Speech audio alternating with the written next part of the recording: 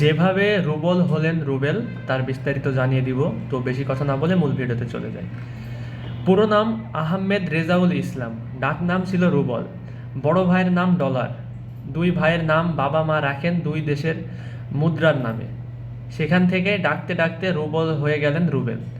এক সাক্ষাৎকারে আহমেদ রুবেল বলেন, বাবা মা ঠিক করে রুবল নাম ডাকতেন, কিন্তু বাইরে কাজ করতে গেলে লোকজন সঠিকভাবে রুবল উচ্চারণ করতে পারতেন না।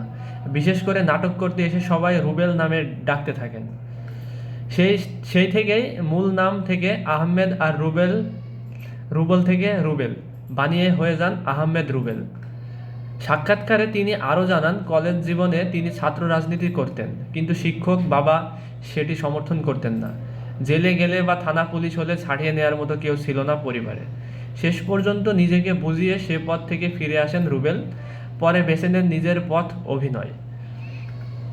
বুধবার 7 ফেব্রুয়ারি মৃত্যুবরণ করেন জনপ্রিয় এই অভিনেতা। মৃত্যুকালে তার বয়স হয়েছিল 55 বছর।